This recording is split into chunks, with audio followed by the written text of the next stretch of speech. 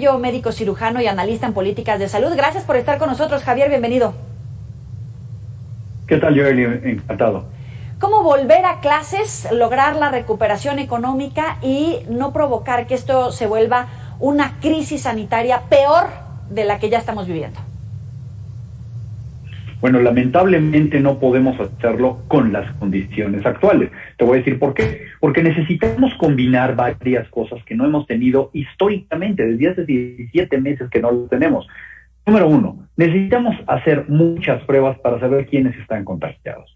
Sobre todo ahora que tenemos esta variante Delta que nos acaban de reportar, tú lo sabes, más de 24,000 contagiados en las últimas 24 horas, que es la cifra más alta histórica. Esta variante Delta está siendo terriblemente contagiosa y si no estamos haciendo pruebas, como ha sido la política nacional desde un inicio, no vamos a saber quién está contagiado y quiénes son estos contactos de quienes están contagiados, primero.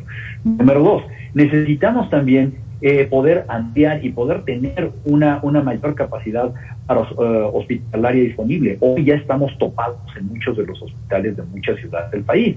Entonces, vaya, creo que lo estamos haciendo realmente en contra. Si no es así, deberíamos empezar a ver cómo comenzamos a restringir actividades, aunque sabemos que esto va a tener un golpe muy grande. Si yo intento poner en un triángulo los tres componentes que necesitamos, baja contagiosidad o tener mucho dinero para poder subsanar un sistema donde todos estén guardados y les podamos dar y ayudar económicamente, o hacer detecciones y saberlo, vemos que todo está en nuestra contra en este momento. Lo único que podemos hacer es cuidarnos y mantenernos guardados el mayor tiempo posible. Hablando precisamente del regreso a clases, creo que algo tiene que quedar muy claro. Siempre va a ser muy bueno tener clases presenciales. Yo creo que los alumnos de todas las edades deberían regresar a sus escuelas en algún momento. Sin embargo, con lo que acabamos de decir, con estos contagios, con esta alta velocidad y con escuelas que, Joely, no tienen ni siquiera agua ni drenaje, que al día de hoy hay escuelas que siguen cerradas con un candado y que van a llegar unos padres de familia a tratar de impermeabilizar o cambiar vidrios rotos o barrer o sea, de veras estas son las condiciones con las que se quiere volver. ¿Dónde está el plan con el que estaban acondicionando y preparando las escuelas y haciendo almacenes de insumos que se iban a necesitar para tener a los niños seguros? ¿Dónde están los detectores de CO2, los ventiladores, todo lo que se necesita y que tuvimos 17 meses para prepararnos para este regreso a clases y que hoy lo estamos haciendo de una manera terriblemente improvisada? Entonces, bueno, respondiéndote a todo, creo que estamos en una situación muy crítica y que ya es momento de empezar a tomar las cosas en serio. Una situación crítica, porque sí, faltó presupuesto para la rehabilitación, para la adaptación, o hubo, pero no hay conocimiento, experiencia, tal vez incluso disposición para hacerlo por parte de las autoridades sanitarias, pero también de los maestros, de todos los involucrados.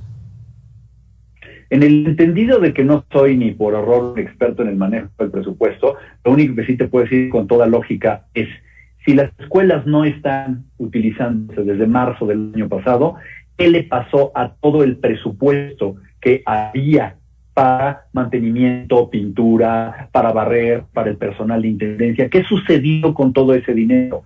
Pues ese dinero no se gastó, evidentemente, ¿no? Nadie pintó, nadie cambió tinacos. He leído de escuelas donde pues ya les dieron una manita de gato, pero resulta que está lleno de hongos y de algas, ¿cómo se llaman? Las cisternas, y llenos de gusanos los tinacos. Es decir, todo ese dinero que no se gastó el año pasado, ¿dónde está? ¿Por qué en este momento le está pidiendo la secretaria de Educación a los padres de familia que lleven a los niños con cubrebocas y la Secretaría de Educación Pública no es la que está dando los cubrebocas? ¿Dónde está el programa de pruebas para ver qué niños están contagiados, hechas aleatoriamente? ¿Cada cuándo van a acudir a pruebas el personal educativo? No sabemos nada de eso. Es terrible que estén queriendo empezar con algo tan complicado como un regreso. Primero que nada, en una mala época, en este momento de crecimiento de contagios, pero independientemente de eso, sin las condiciones adecuadas. Claro, ¿y qué hay por parte de nosotros como ciudadanos?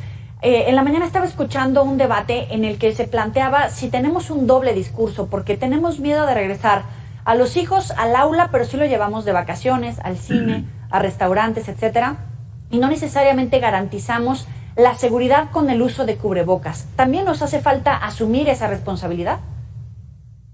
Completamente de acuerdo, sí. O sea, yo no digo que no deban de ser responsables las familias ni los padres de familia. Estoy completamente de acuerdo con las personas que creen que no podemos quejarnos de una situación de riesgo cuando nosotros mismos ponemos a nuestros hijos o nos ponemos nosotros mismos en una situación de riesgo sin utilizar equipos de protección, etcétera. Solo que hay una diferencia. Una cosa es lo que alguien voluntariamente esté haciendo y se esté descuidando, y otra es que haya una política educativa nacional que te diga que vayas a una situación de riesgo. ¿Sí? Si la escuela estuviera dando cubrebocas, si la escuela estuviera dando las mejores condiciones, con ventanas muy amplias, con grupos de solamente no más de 10 alumnos, bueno, están en un espacio de 6 por 7 metros, si tuviéramos una ventilación adecuada, monitores de CO2, etcétera, entendería que hay una parte de la responsabilidad que si no se cumple, pues es imputable directamente a los ciudadanos. Pero en este caso, sí sabemos de cualquier manera que tenemos que hacernos responsables de nuestras actitudes como gente, como los habitantes que somos de este país. Lo que no podemos hacer tampoco es permitir que haya una política nacional que esté llevando a la gente a riesgo, ¿sí? ¿Qué hay de la política de salud psicológica, estrictamente sobre la manera en la que ahora nos tenemos que regresar al aula, a lo mejor el manejo del estrés que le puede sembrar sin querer la situación a los niños, a los adolescentes, etcétera? Mira, voy a ser muy honesto, México es un país que tiene una política sanitaria en materia de salud mental terriblemente atrasada. ¿Sí? Es decir, nosotros no estamos en este momento ni en la capacidad siquiera de hacer un diagnóstico primario del tipo de ansiedad que puedan estar teniendo los muchachos, la gente, cuánto se van a sentir arriesgados o no. Estaríamos realmente solamente suponiendo. Lamentablemente, yo creo que la salud mental es uno de los aspectos en materia de salud pública que más se ha quedado a la saga en México y que en este momento tú puedes leer todos los los documentos que está rolando la Secretaría de Educación Pública y solamente he visto un renglón con un enlace a un sitio donde se puede dar ayuda psicológica. Eso es todo. No se ve que tengan mayor involucramiento en ello. Te agradecemos estos minutos, Javier Tello, para Mega Noticias TVC. Muy buena tarde para ti.